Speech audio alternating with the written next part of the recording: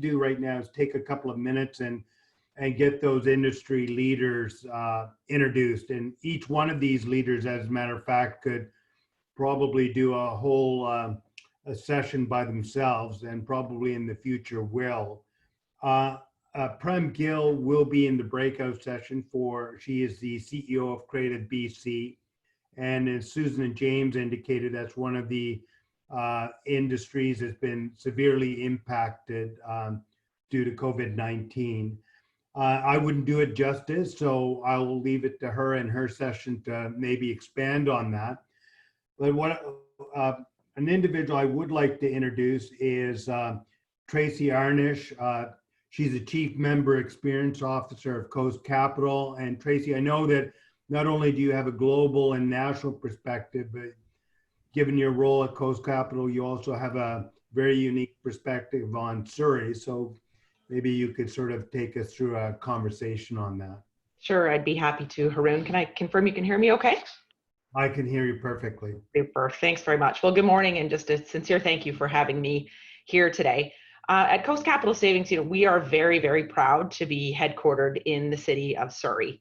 And as an organization that is very focused on putting the well-being of our members and our communities at the center of our purpose, we've never faced, in our opinion, a more important time to come together with you all on this path to recovery. So today's conversations and tomorrow are extremely important. Now, Haroon, over the past several months, we've been working closely with our over 500,000 members, many of whom live, work, and own businesses in Surrey. And we've certainly seen firsthand the impacts that COVID-19 has had, whether it's been lost income, significant rapid changes to business operations, the layoff of employees, the complexity of managing through the government support programs. Many of our members are struggling. In our own business, we've had significant changes in the way that we deliver our business operations day to day. We actually transitioned over 1,200 of our employees to a work from home setup in just over 4 days. As we've heard from Sue, we had a significant acceleration in our move to digital, which has been ongoing for us over the past couple of years. And we've also importantly seen an increased focus on employee well-being and making sure that the mental well-being of our staff is being put at the forefront. But as we look ahead through these challenges, we absolutely see opportunity. Now, how quickly that opportunity can be realized, it really depends on both the economists that you're speaking to on any given day and how organizations begin to future-proof our economy today. And again, that's why sessions like this are so important. So as we look ahead, we need to continue to support, as Sue has said, the acceleration of technology and to secure the value added utilization of data.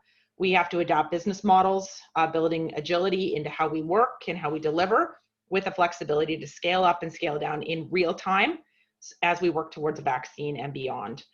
You'll hear shortly more on the importance of that our education sector will play in our recovery, with the reskilling of talent, in my opinion, needing to be our #1 priority, something we've been talking about for years but have not made a move towards. And it's really time to evaluate and look at how we de-risk the value chain against future similar events. And finally, we absolutely have to support our retailers and our restaurants. We need to spend time understanding the new consumer and how they are going to engage with business moving forward. We know that trust in who you do business with and a personalized experience is going to be the critical differentiator to determine who's going to come out on top. And I would just conclude, Haroon, by saying, most importantly, we must create shared value for our community. Shared value for me can occur when we come together with our community, our not-for-profit partners, our corporate and our business partners, and of course, government. And under this model, I'm really confident that we'll have realized opportunity out of this crisis that we're facing, and we will absolutely position Surrey for a strong economic future. So I really look forward to speaking with some of you further today on some of these topics. Thanks, Haroon. Great, Tracy, and thank you. And I know that if we had some more time, I'd talk to you about your thoughts around the muted economy and the impact on the various industries in Surrey and how they'll need to innovate to overcome that muted economy. But so look forward in a future time of following up with you on that. So thank you very much, Tracy, for taking the time. And so what I'd like to do now is I've had the good fortune of sitting on the BD School of Business Advisory Board and being part of driving their innovation agenda. And so I'd like to introduce Kirk Hill. He's the Dean of External Relations at the BD School of Business. And he's actually, when I joined the school 8 or 9 years ago on the board, I was very shy. And so Kirk's been very instrumental in helping me come out of my shell. So Kirk, welcome. Thank you, Arun. And that's a long story I don't think I'll go into right now. But I want to first thank Harun and Anita and the Surrey Board of Trade and MNP for not only putting together this dialogue, but a plan to create actions out of that. And that to me is important that it's just not about dialogue, but we have a path forward together. SFU BD and SFU Surrey have been partners on numerous events and opportunities, and we are so pleased to be a part of this today, and me personally as well. For the education sector, in our group, we'll be looking at the impact and future of advanced or post-secondary education sector in our working group.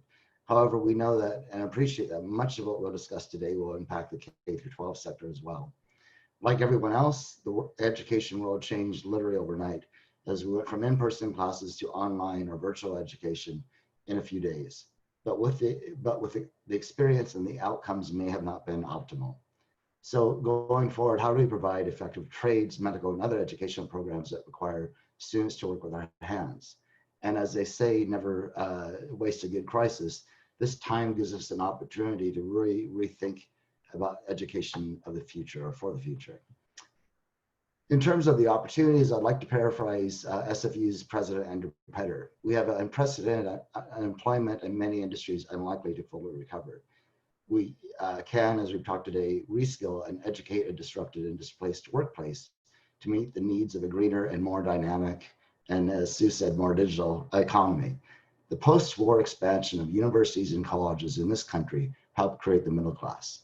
With the economic fallout of COVID-19 hitting women and vulnerable communities particularly hard, both K-12 and advanced education can help to level the distribution of knowledge and opportunity, a necessary condition for a broad-based recovery that prevents entrenched inequality from becoming the pandemic's destructive legacy.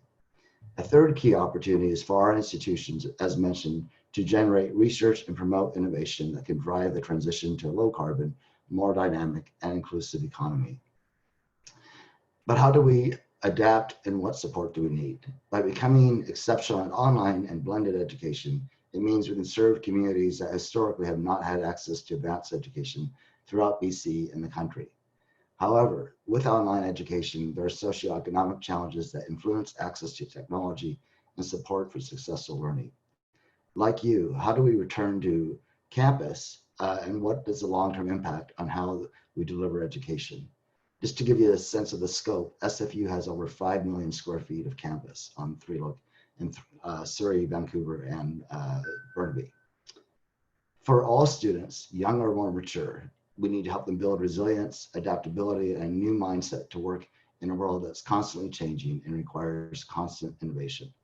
And finally, to everyone today, we need you, our community, and our industry partners to work with us, the education sector, to identify gaps and future trends so we can work in partnership to develop innovative programs and approaches to address these gaps and future trends. So please join me and Elizabeth Vannon, partner for MNP, who has a deep experience with post-secondary sector, to explore how we can move forward. Thank you, Harun. Great. Thank you very much, Kirk. And I'd also like to introduce Ian Tostenson, who is the president and CEO of the BC Restaurant and Food Association that's obviously been very severely impacted. Ian, would you like to turn on your video and your... There we go. Welcome, Ian. Well, thank you very much. And it's a real honor to be able to be part of this.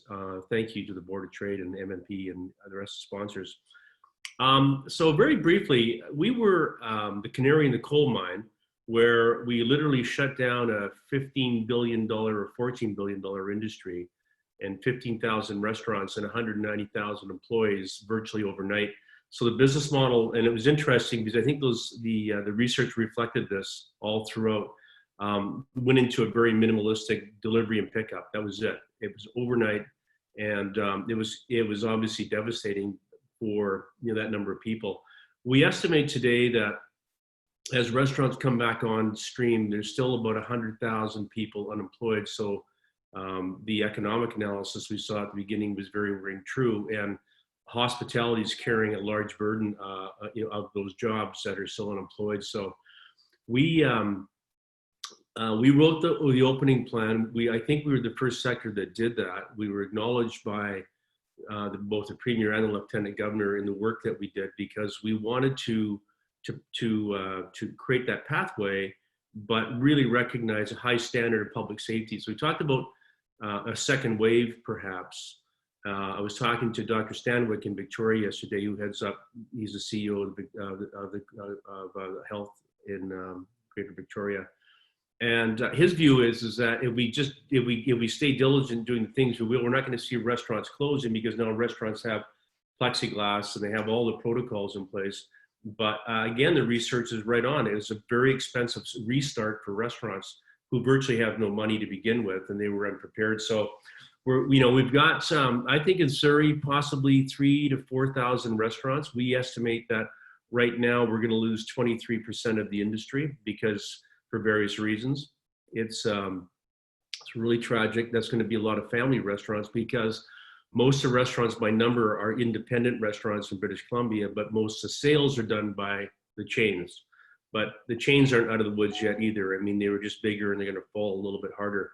Definitely, we're seeing some very innovative pivots to the industry is very entrepreneurial. So we saw governments responding very quickly on policy changes that would take literally decades to do. In a weekend, we were able to convince the government to do delivery of alcohol with food delivery at home. We were able to just announce 2 weeks ago wholesale pricing for restaurants in British Columbia, which is about a 20% purchasing discount, which has been worked on for 20 years in this province. So as David Eby said, when COVID meets red tape and regulation, COVID wins. And it is spurring innovation. We're seeing marketplaces developing right now with restaurants. You can buy toilet paper or their lettuce and all these different things, meal kits. The issues that we have going forward continue to be, we need to see wage subsidization for a while, because we can't stand on our own 2 feet yet. The sales aren't there. We're running essentially at 50% capacity, but the acceleration of the patio programs in Surrey has been sort of all right about this. Is really important for restaurants to be able to take their capacity and expand out to patios. So was brought up about trust. Trust, and I'll leave it at this, was a part of the temporary layoff stuff, which hopefully gets dealt with today. But trust, the market is sort of segmented for us like this. 30% of the people have gone back to restaurants going, no problems, we trust it, let's just get on with it. I need to have something in my life beyond staying home and cooking. 30% is a show me, tell me, convince me, I need trust. And 30%, as the Premier said, are in their caves forever until there's a vaccination. So we've got to work on this. And I suspect those numbers are very, probably across the board for a lot of service sectors, about the same. So we're working right now on trust. We're working on maybe some branding that would instill consumer trust. Maybe it's a mark on the doors, saying that business owners gone through COVID training, whatever it is. But when we do that, and I think the last thing I'll say is that we're seeing an absolute trend back to local and our own food security. So I look forward to participating and bringing some perspective for the rest of the conference. Thank you. Great, Ian. Thank you very much for that insight. And it's great to hear that the industry's innovating. I know certainly within our family, I've got 4 of my 5 kids actually that work in that industry to pay their way through school and such. So thank you for your comments. What I'd like to do now is introduce Carla Carrera. She's a founder and CEO of Purpose-Driven Development and Planning. Welcome, Carla. Thank you. And thank you, Haroon. Thank you, Anita, and the Surrey Board of Trade team for putting together this really pivotal event today. So I'm the roundtable sector leader for infrastructure and transportation. And we really can't talk about infrastructure without talking about cities. 80% of Canadians live in cities. And as was mentioned earlier today, Surrey is the fastest growing city in British Columbia. And so as we know, our cities are founded on infrastructure, and that's really where this discussion should begin.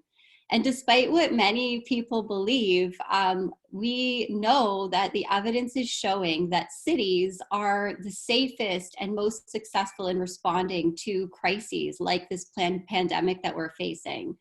So if we look at Singapore and Hong Kong as examples of some of the densest cities in the world, those cities have had the most effective response to the COVID-19 pandemic. And so why is this, we ask? And we know that this is the case because those cities, when they get city building and density right, it enables the infrastructure and the services and the systems that are necessary in responding to global crises and pandemics like we're facing today. So in our region, locally, we live in an extremely land-constrained region. And we also have an affordability crisis that we've been dealing with for many, many decades. We're facing increasing impacts of climate change as well as aging infrastructure across most of our cities. And with that comes traffic congestion and skyrocketing construction costs. So we also now, in addition to all of that, have this pandemic to recover from. So the opportunity that we have now, I believe, is pivotal and unprecedented in that we have the opportunity to both drive economic recovery while we transform our cities across the province into inclusive, affordable, and climate positive places for generations to come. And this all starts with infrastructure. It starts with investing in infrastructure that is sustainable, that's technologically advanced, as we heard earlier today, that focus on digital transformation, and infrastructure that's resilient as well. So while our senior governments right now are looking at developing programs and stimulating the economy, we need to ensure that infrastructure is recognized as a proven investment method to boost the economy in the short term, as well as provide longer term, wider ranging social, environmental, and economic benefits. Economically, we know the case for resilient, sustainable infrastructure is very strong. And right now, countries around the world are making the largest infrastructure investments since the post-2008 financial crisis. We know that in Canada, for every $1 that's been invested in public infrastructure, it generates $3.83 return on investment. And with that comes significant job creation and job growth, as well as attracting private sector investment, which leads to another opportunity. We have the opportunity to also really strengthen the public and private sector partnerships when it comes to infrastructure. We also have the opportunity to bring in new partners who haven't typically been part of this equation, like First Nations, and help to achieve some of BC's reconciliation and UNDRIP mandates as well as we're looking at these infrastructure investments. So right now we have this unparalleled and powerful opportunity in BC to both reinvest, rebuild, and reimagine our infrastructure as cities as places where we can thrive for generations to come. So as the infrastructure and transportation roundtable leader, I would love to invite you to our breakout session where we're going to learn from your experiences and your insights on how to pave the best way forward in Surrey to achieve these results. Thanks. That's great insight, Carla. Thank you very much for leading this session. My pleasure. Thank you. Great. And now in the health sector, I'd like to introduce Dr. Ryan Darcy. Ryan, are you, do you want to turn, there you are. Good morning. Well, I'm super excited to be a part of this, and it's just, it's great. So thank you everyone for tuning in. And I think that the major theme that I have in terms of health for Surrey is really optimism. And I'll start first with a bit of a metaphor that I think is appropriate. And that's that I think we all know that the concept that when you break a bone, it actually heals and heals stronger. And I think from with respect to what's happening in healthcare sector, we definitely have the opportunity to greatly strengthen our healthcare sector. Now, part of it's going to be really fun to lead the roundtable in this, but we actually also have the opportunity of a bit of a running start. So for those who may not know, I was one of the people who was involved in co-founding Innovation Boulevard, which originally, just a little over 6 or 7 years ago, was focused on the concept that we could use technology advances to start addressing some of our major healthcare challenges rapidly and immediately.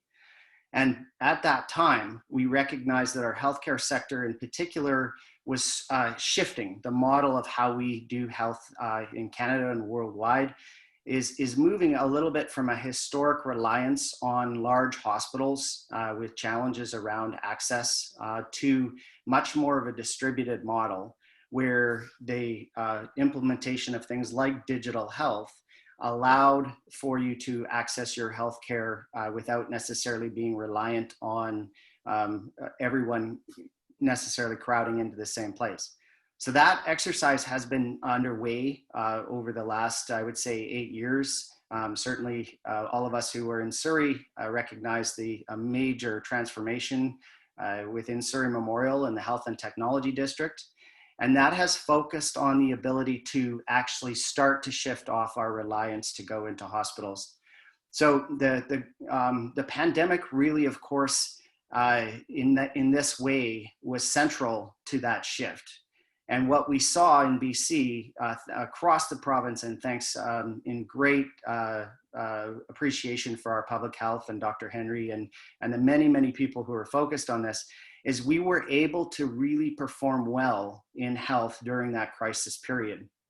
And coming out of that crisis period, we've now been able to understand the specifics of why that shift from a reliance on hospital to much more of a digital infrastructure and much more care where you actually take care of your own data. It's much more patient and person-centric. That shift is critical to our continued health economic rebounds. And what we're seeing for sure is that not only in the crisis, but subsequent, the recovery of the healthcare sector, particularly for secondary things like rehabilitation and otherwise, are now benefiting greatly from the ability to provide more digital and portable and deployable capabilities. Now, one of the interesting things about this is that our healthcare system very much is interfaced with our innovation and our business. And it's really a proud moment to listen to Sue's lecture and see MedOptima, because MedOptima is one of many successful Innovation Boulevard companies. And there are a number of companies that work in the health space that have moved well past, overcome that 50% chance of failure, been moved from an SME to a larger company employing jobs and are globally delivering their products and services around the world. So Surrey has some huge advantages. We also have some challenges, and I'm sure we'll have an opportunity to get into that. In particular, what we are seeing in health is that there's an increased opportunity and focus around mental health.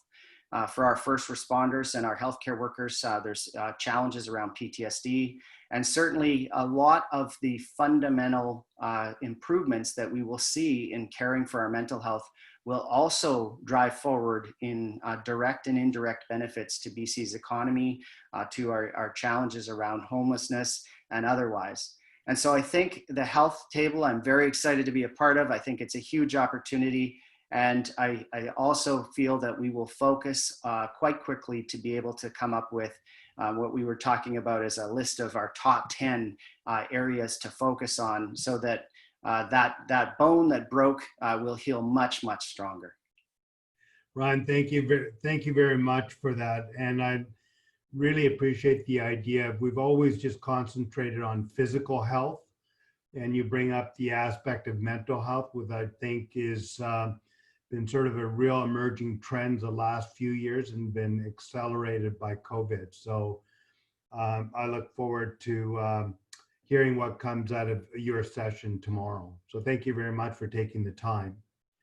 And what I'd like to do now is look at the manufacturing sector and have Eamon Piercy, founder and CEO of the Persa Group. And Eamon, you're making me look bad. You've got your tie on, you've got your suit on, you're looking very sharp, my friend. So Thank take it you. away. Well, good morning, Haroon and Anita and all the participants with us today. I'm very pleased to be part of this critically important summit right now. And I applaud Anita, Haroon, and the others on the MNP team that have put this together over time, showing the real leadership for our business community. Very pleased to be sharing the focused work with the manufacturing group today. So I can take not only the input from the survey, but also what I'm seeing working with my clients in both the manufacturing and the tech world as well, who are working quickly to recover and position themselves from the pandemic and take advantage of the opportunities that are moving forward quickly. So the manufacturing sector is a significant and valuable and growing part of our economy in Canada, BC, and of course right here in Surrey. It represents 10% of the national GDP and 68% of all the merchandise export in the country. And even in BC, it's the fourth largest manufacturing sector within the province, and BC is the fourth largest manufacturer across the Canada. And it represents approximately 7% of our GDP here in British Columbia. So it's significant. Surrey is home to many, many diverse and growing manufacturing companies. And as Anita mentioned earlier in her presentation, it has 47% of the available industrial land base of all of Metro Vancouver. So it makes it ideally situated to fuel the manufacturing sector in the future. Manufacturing has good, well-paying, largely full-time, export-oriented jobs, which is exactly what we need today. So really, what are the key issues and where are the opportunities? Well, the COVID-19 pandemic, lockdown, and the economic impact combined with other trends that were already underway, global trends and economic and even geopolitical trends in place, has created significant challenges and significant opportunities for the sector. So I believe the economy in the future will be largely separated into two main areas. One area that I'm calling back to basics, which is durables, and that's largely going to be driven by a slow economic growth in the future. And the second area around technology and innovation. And that's going to enable productivity improvements, mostly for corporate work. So those two areas are going to be significant, and manufacturers that focus on those in the future, I think, are going to do well. We're seeing some changes in supply chain, access to capital in new markets, and we're seeing acceleration of local manufacturing because the pandemic is showing the risks of excessive globalization. And while the pandemic has created short-term challenges, I actually believe there's tremendous long-term challenges. You know, having lived and worked through a number of economic crises in my career, Black Monday, 9/11, the 2008 financial crisis, I learned while the short-term pain was significant, it's critical to remember the long-term opportunity. In manufacturing, this means that we have to retool and embrace manufacturing, advanced manufacturing technologies, ideas, methods, processes, and different ways of doing business. We need to rebuild the supply chains and develop new strategies to leverage the best of our two major trends, both the back to basics and innovation, in order to become more competitive in our changing world. So I'm very excited to be part of this, very keen to hear from the participants and to have that information shared tomorrow. And I really think that Surrey and BC are exceptionally well positioned for manufacturers to embrace advanced manufacturing strategies, especially with access to the rapidly expanding technology sector, as noted previously, the large export markets, the infrastructure, and I think one of the most important attributes we have here is our talented workforce. So thanks, Anita. Thanks, Haroon, to be part of this, and I'm really looking forward to the next steps. Great. Thank you very much, Eamon. And I think that Surrey Surrey is made up of a number of smaller manufacturers, and applying technology to it and creating advanced manufacturing creates a real opportunity for manufacturers in BC and Surrey. And for that, this is why, Jill, I wanted to save you as one of the last, because I wanted to bookend you and Sue together, because I think we're talking about technology really sort of being embedded into everything. So please share with us your thoughts and set yourself up for your breakout. Wonderful. Thank you, Haroon. Thank you, Anita. Thank you to the Board of Trade and MNP today. And it's always a pleasure to be bookended with my partner in inspiration towards a bigger and better Canada, Sue Page. And I just want to pick up some of the things that Eamon was just talking about, because we're all struggling right now with imagining what the future is going to look like. What can we predict? What can't we at this time? And The Economist came out a few weeks ago with two observations. So two things that we know to be true. Global supply chains are going to be disrupted, and we're all going to be adopting a lot more technology. So we know that those two things are going to be true. We don't know everything about the future, but we know those two things. I'll perhaps just start by talking about, sometimes there's a bit of a misperception that BC's tech sector hasn't been as impacted as badly as others. That it's actually not true, because BC's tech sector is made up of so many small and medium-sized businesses, and all small businesses have been super badly impacted by COVID. So we surveyed our members, and the results very consistent with what your survey is showing. So 80% of BC's tech companies seeing a negative impact to revenues, half of those seeing a negative impact of more than 30%. 90% have had to cut costs in order to preserve capital through this challenging time. 60% of companies have had to pivot to provide COVID-related services. And that's maybe one of the good signs, that tech companies are super innovative, very entrepreneurial, and do pivot. And that's something that I think will be helpful as we start to think about recovery. The other good news is that 50% of BC's tech companies are still hiring, even during the pandemic. So there are opportunities for good, well-paying jobs that create resilient communities. So the tech sector will come back. It will come back fast and nimble and strong. But it will also enable other sectors to pivot and to adopt innovation. As Sue was talking off the top, Supercluster does such an amazing job of helping larger companies to identify new ways to adopt technology and bring SMEs into the mix to help them with that.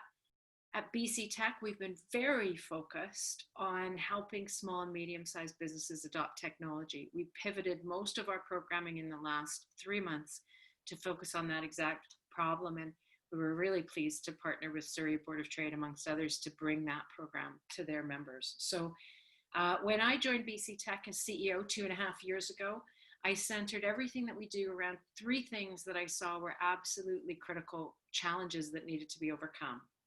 1, we need to help BC's small tech companies scale up. Scale-up companies are resilient. 2nd, we needed to help BC's SMEs adopt technology. We knew they weren't adopting technology, and SMEs account for 34% of BC's GDP. And we needed to reskill and upskill BC's talent and bring far more diversity into our tech talent pool. Well, I must say, I did not predict that a pandemic might accelerate my efforts for those 3 pillars, but goodness me, we were well positioned.